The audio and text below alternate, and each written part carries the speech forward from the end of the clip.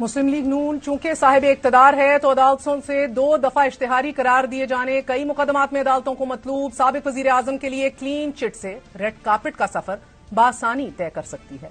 यहां तो मौजूदा वजीर आजम शहबाज शरीफ भी किसी अदालत को जवाब दे नहीं कि जिन्हें लाहौर हाई कोर्ट ने मियां साहब की वतन वापसी का जामिन बनाया था। अदालत ने मियां साहब को 4 हफ्ते दिए थे और आज उन्हें लंदन के मेफेयर फ्लैट्स में रहते हुए 4 साल हो गए हैं।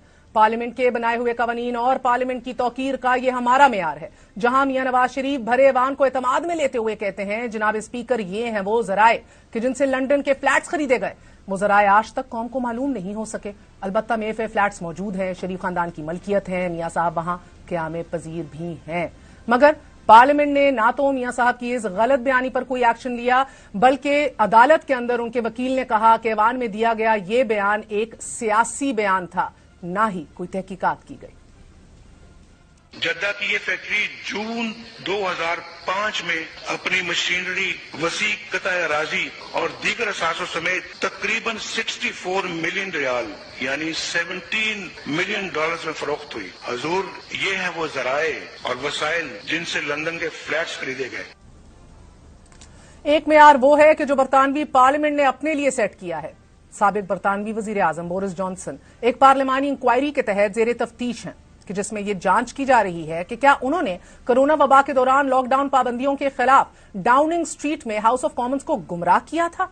तहकीकात के नतीजे में नाजरीन इल्जाम दुरुस्त साबित होने की सूरत में पार्लियामान की इस्तेहकाक कमेटी को बोरिस जॉनसन पर पार्लियामेंट में दाखिले के लिए 10 रोज से जायद की पाबंदी की सिफारिश का इख्तियार हासिल है। यह पाबंदी 10 रोज से जायद अरसे तक जारी रहती है तो उनके हल्के के वोटर्स उनसे बतौर अपना नुमाइंदा बरकरार रहने के लिए दोबारा इंतखाब लड़ने का मुतालबा कर सकते हैं। ये हैं वो स्टैंडर्ड्स। तहकीकात मुकम्मल होने से कबल ही बोरिस जॉनसन पार्लियामेंट से बहरहाल मुस्ताफी हो गए हैं। बोरिस जॉनसन का पार्लियामेंट से इस्तीफा देने का फैसला उनके 22 साला सियासी करियर का इख्तिताम भी हो सकता है। पार्लियामानी निजाम में पार्लियामेंट के वकार का यह मुख्तसर मुआजना है।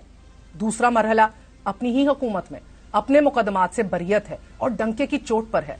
आज वजीर आजम शहबाज शरीफ और अहले खाना के खिलाफ मनी लॉन्ड्रिंग और आमदन से जायद असासजात केस में नैब ने तस्दीक शुदा रिपोर्ट एहतसाब अदालत में पेश कर दी है, जिसमें उन्हें बेगुनाह करार दिया गया है।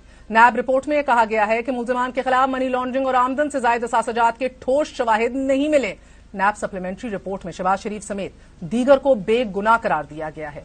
ये वो काबिल कबूल रिपोर्ट्स हैं कि जो हुकूमत की अपनी मंशा के मुताबिक बरियत के फैसले सुना रही हैं, और चूंकि हुकूमत बरसरे इक्तदार है तो ये खुला तजाद भी जायज है कि एहतसाब के इदारे अगर वुज़रा और वजीर आजम को एक एक करके बरी कर दें तो ठीक है, अगर ये इदारे और अदालतें इसके बरक्स फैसला दें या काम करें तो अदालतें किसी भी इल्जाम से अपना दामन बचाने की जिम्मेदार बहरहाल खुद होंगी।